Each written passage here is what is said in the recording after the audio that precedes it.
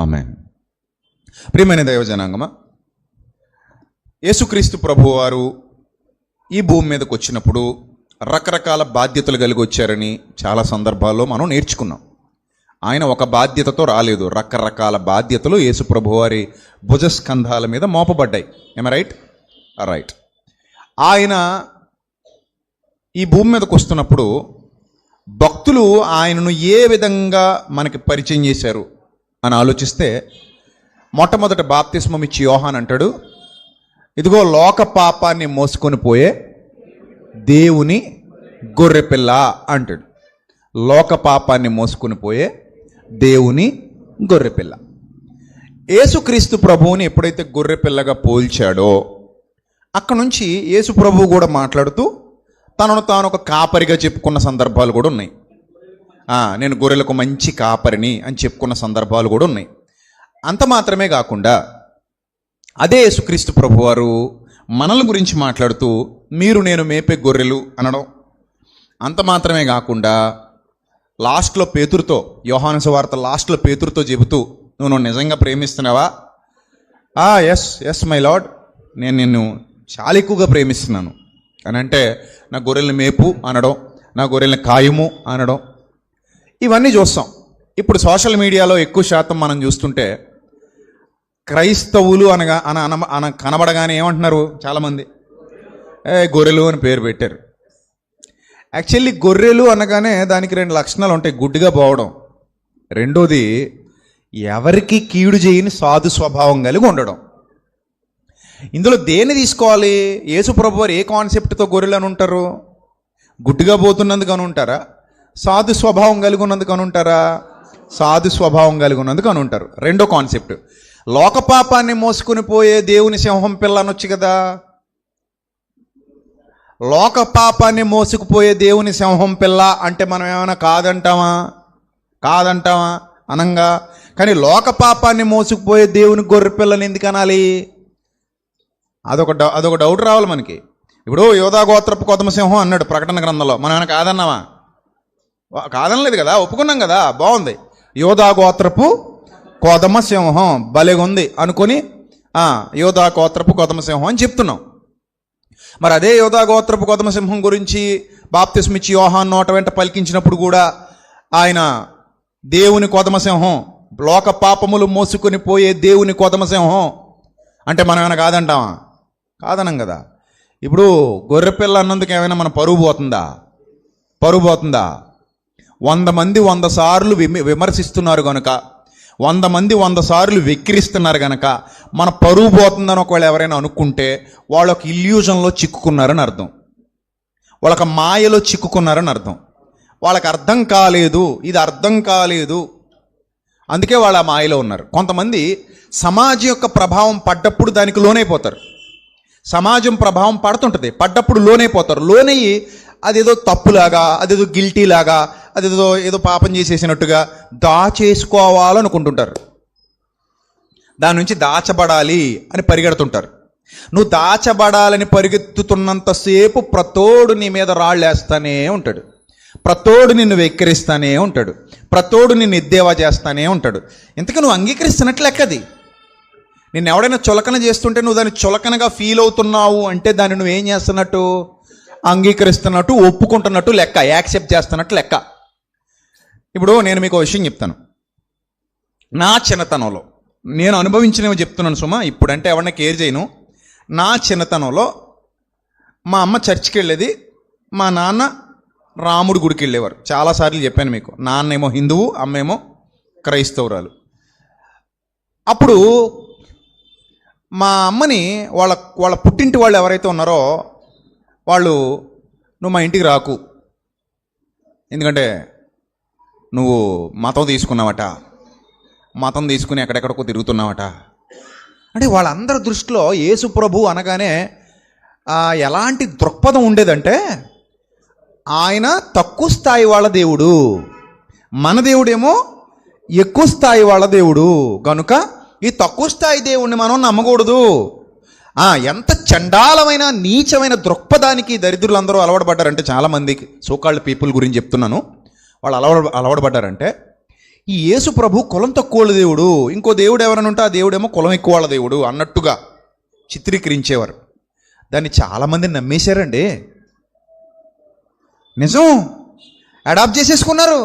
పర్లేదు అనండి, కరెక్టే ఇది అన్నట్టు అడాప్ట్ చేసేసుకున్నారు. కానీ ఆ రోజు గొంతెత్తి, అరే దౌర్భాగ్యులారా, దేవుడికి కులం లేదు, దేవుడికి మతం లేదు, దేవుడికి జాతి లేదు, దేవుడికి ప్రాంతం లేదు, దేవుడు అందరివాడు, దేవుడికి కులాలతో నిమిత్తం లేదు. ఒకవేళ గట్టిగా మాట్లాడితే యేసుక్రీస్తు చాలా చాలా గొప్పవాడు. ఎందుకంటే ప్రపంచంలో ఎవరి దగ్గరైతే మీరు వెళ్ళి అప్పులు అడుక్కు తెచ్చుకుంటున్నారో వాళ్ళు నమ్ముకున్న దేవుడు, మీకు అప్పిచ్చే వాళ్ళ దేవుడు మేము నమ్ముకున్న దేవుడు ఎంత బాగుందని చెప్పడానికి.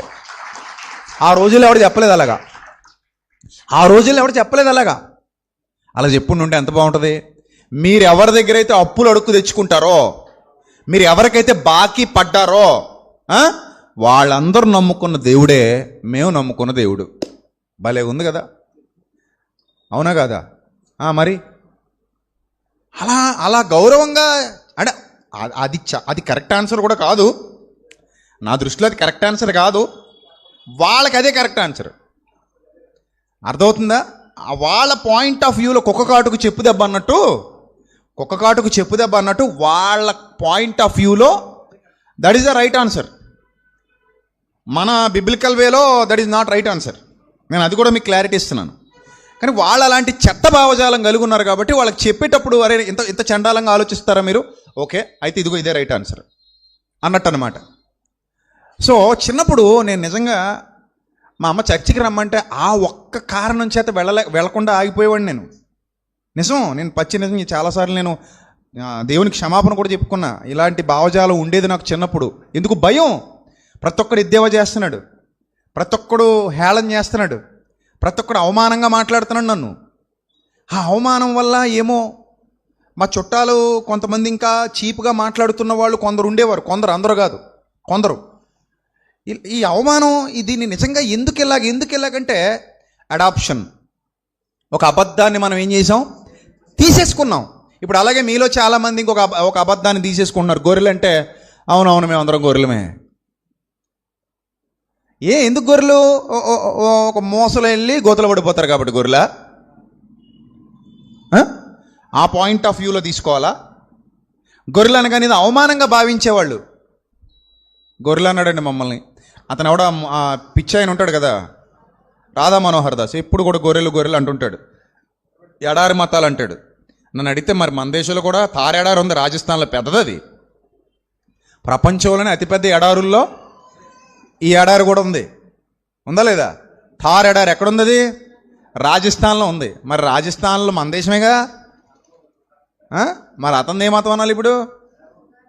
మరి ఎడారి మతమేగా. పిచ్చి మాటలు ఇవి, సెన్స్లెస్ మాటలు అన్నమాట. జ్ఞానం వివేకం ఉన్నవాళ్ళు అలా మాట్లాడరు. జ్ఞానం వివేకం ఉన్నవాళ్ళు జ్ఞానం వివేకంతో మాట్లాడతారు. సరే, ఇప్పుడు మనం అడాప్ట్ చేసేసుకుంటున్నాం. యేసు ప్రభువు పలానా దేవుడు, వీళ్ళు గొర్రెలు, వాళ్ళేమో బర్రెలు. అడాప్ట్ చేసేసుకోవడమే.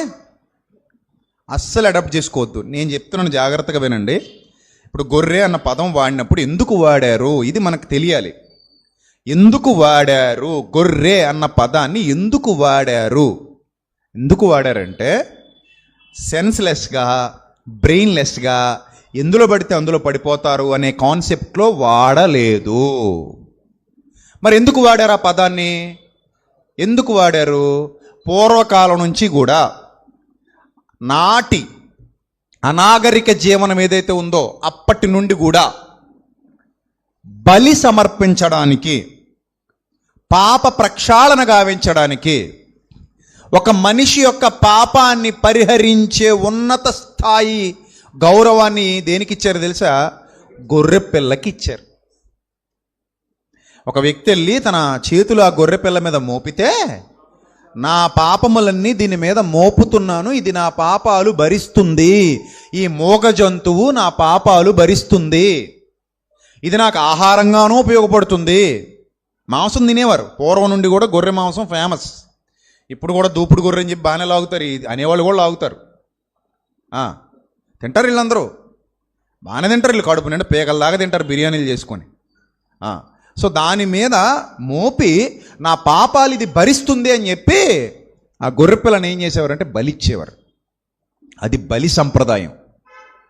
ఆ బలి సంప్రదాయంలో భాగంగా లోక పాపమును మోసుకొని పోయే దేవుని గొర్రెపిల్ల అన్న పదప్రయోగం చేయబడింది.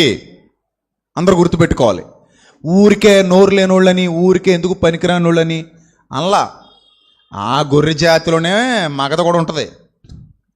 దాన్ని ఏమంటారు తెలుసా? పుట్టేలు అంటారు. ఏమంటారు?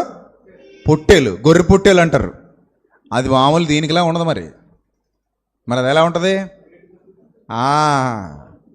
దానికి పౌరుషం ఎక్కువ, కుమ్మ అవతల పడద్ది. నాలుగు అడుగులు వెనక్కి వేస్తుంది మళ్ళీ గుద్దేయడానికి. చూడండి, క్రికెట్ బౌలింగ్ చేసేవాడు 10 అడుగులు వెనక్కి వేసి పరిగెత్తుకొస్తాడు, చూశారు? అలా వెళ్తుంది అది వెనక్కి. అంతే సర్రమని వచ్చి కోడద్దంతే పాట్మని ఎగిరి అవతల పడిపోతాడు మోస్తరుడు అయితే. సో దానికి పౌరుషం ఎక్కువ. అదే జాతి మళ్ళీ దానిది కూడా, పుట్టేలు. సో కాబట్టి బలి సంప్రదాయంలో భాగంగా వాడబడిన పదం అది. యేసు ప్రభువుకే వాడబడింది. ఇప్పుడు చీప్ అనుకుంటే యేసు ప్రభు ఒప్పుకుంటాడు ఏంటండి? చీప్ అండి, ఆ పదం వాడకూడదు, అదేదో చెడ్డ పదం అనుకుందాం కాసేపు. యేసు ప్రభు ఒప్పుకుంటాడా? ఒప్పుకోడు. ఇన్నాళ్ళు మనం కూడా అలాగే భారతదేశంలో ఒక మూఢ విశ్వాసాల్లో, అంధవిశ్వాసాల్లో ఉండిపోయాం కాబట్టి ఆటలు సాగినాయి, ఆటలు ఆడించారు. వాళ్ళు చేసే అజ్ఞాన పనులు, వాళ్ళు చేసే పనికిమాలిన పనులు వాళ్ళు చూసుకోకుండా మనల్ని తక్కువ చేసి మాట్లాడే ప్రయత్నం చేశారు. మీరు నమ్ముకున్న దేవుడు చీపని, మీరు నమ్ముకున్న దేవుడు ఎందుకు పనికిరానుడు అన్నట్టు, మీరు నమ్ముకున్న దేవుడు తక్కువడు అన్నట్టు, ఇలాగ మనం దాన్ని. ఇప్పుడు ఎవడైనా నీళ్లు పోస్తున్నాడు, నువ్వు తాగితే ఆ నీళ్ళు కలిసిపోని, నువ్వు తాగలేదనుకో ఆ నీళ్లు నేల పడిపోని. అలాగే ఎవడైనా నీ మీద ఒక చెడ్డ అభిప్రాయాన్ని రుద్దాలని చూస్తాడు. ఆ చెడ్డ అభిప్రాయాన్ని నువ్వు తీసేసుకున్నావు అనుకో, అది నీలో ఇంక్లూడ్ అయిపోద్ది. తీసుకోలేదనుకో అది అలా గాలికి పోద్ది. బాగా అర్థం చేసుకోండి. ఎవడైనా సరే నెగిటివ్ దృక్పథంలో, నెగిటివ్ కోణంలో నిన్ను తక్కువ చేయాలని చూస్తే దాన్ని తీసుకోవద్దు, దాన్ని రిజెక్ట్ చేయి. నిన్ను ఎవడు కించపరచాలని చూసినా దాన్ని తీసుకోవద్దు, రిజెక్ట్ చేయి. నువ్వు తీసుకున్నావా, వాడు రోజు అది డ్యాన్స్ చేస్తాడు, ఇంకా ఎక్కువ అంటాడు, ఇంకా తక్కువ చేస్తాడు. నువ్వు దాన్ని ఘనంగా చెప్పగలిగే స్థాయిలో నిలబడాలి. అర్థమైందా? ఇప్పుడు నిన్ను గొర్రె అన్నాడు, మరి నువ్వు బర్రెవేనా అని అడిగితే అవతలోడు ఏమవుతాడు? ఒప్పేసుకుంటాడా? నువ్వు బర్రెవా? బర్రె ఏమైనా చీపా? నువ్వు ఎద్దువా? అదేమన్నా చీపా? దేని స్థాయి దానికి ఉంది ఇక్కడ. పోను ఏమైనా సింహానివా? గొప్పగా చెప్పుకుంటాడు సింహాన్ని అని. దాని బోన్లో కూర్చోబెట్టండి. ద్వేషిస్తాడా, ప్రేమిస్తాడా? దాని పేరు పెట్టుకుంటాడు కానీ దాని బోన్లో కూర్చోవడానికి కుదరదు. అవునా కాదా? ఇప్పుడు చాలామంది నువ్వు లైన్ అండి, మీరు లైన్ అండి, అయ్యి బాబు మీరు టైగర్ అండి, మీరు పులి అండి, మీరు సింహం అండి అంటే అబ్బా భలేగా ఉంది కదా, చెప్పుకోవడానికి బాగుంది. ఇప్పుడు ఆ పులి సింహం అనేటువంటి ఆ పులి సింహం దగ్గర నిజంగా కూర్చోబెడితే ఏం చేస్తాడు? 102 డిగ్రీలు వస్తుంది. ఒకళ్ళు నిజంగా కూర్చోబెట్టినా దాన్ని ప్రేమిస్తాడా, ద్వేషిస్తాడా? ప్రేమిస్తాడా? ద్వేషిస్తాడు. ఎందుకు? దానికి ఇడి మీద ప్రేమ ఉండదు కాబట్టి. దానికి ఇడి సింహంలాగా పుల్లాగా కనబడ్డావు, మటన్ ముద్దలాగా కనబడతాడు, చక్క దొరికాడు, కొరుకు తినేద్దాం అనుకుంటుంది తప్ప, అబ్బా నేను ఇక్కడ పూలు అయితే ఆడ అక్కడ పూలు అంట, నేను ఇక్కడ సింహం అయితే ఆడ అక్కడ సింహం అంట అనుకోదు. అది దొరకగానే ముక్కలు కొరుక్కొని చప్పరించుకు తినేది, లాలీపాప్ తిన్నట్టు కదా. అందుకని దాన్ని ఏం చేస్తాడు? ద్వేషిస్తాడు. అక్కడేమో ద్వేషిస్తాడు, ఇక్కడ పిలిచేటప్పుడు మాత్రం పొంగిపోతుంటాడు. ఇదేమి హిపోక్రసీరా నాయన. అసలు సెట్ అవుతుందా? ఎక్కడైనా సెట్ అవుతుందా అంటే నీకే క్లారిటీ లేదన్నమాట. నువ్వేం ఆలోచిస్తున్నావో, ఏం పిలిపించుకుంటున్నావో, ఏం అర్థం చేసుకుంటున్నావో నీకే క్లారిటీ లేదు. అలా ఉన్నారు మానవులు. మీరు కూడా అదే గుంపులో కొట్టుకుపోతారా? నో. ప్రతి దానికి మనకు క్లారిటీ ఉండాలి, ప్రతి దానికి ఉండాలి ఒక క్లారిటీ. అదేం తప్పేమీ కాదు. నేను గొర్రెలకు మంచి కాపరిని అన్నాడండి. ఇప్పుడు గొర్రెలు అనగానే అవి చీప్ కాదు. సమాజం నీ మీద ఏదో ముద్రేసేద్దామని చూసింది. నువ్వు దాన్ని తీసేసుకోకు. తీసేసుకుంటే ఇంకా అలాగే ఉంటుంది, తప్పులాగే అనిపిస్తుంది. నేను గొర్రెలకు మంచి కాపరిని అన్నాడు. అక్కడ గొర్రెలు అంటే ఎవరో కాపరి, గొర్రెలు అంటే మేపబడుతున్నది అని అర్థం. కాపరి అంటే మేపేవాడు అని అర్థం. అంతేనా? మేపేవాడు కాపరవుతాడు. మేపబడుచున్న వాటిని ఏమన్నాడు?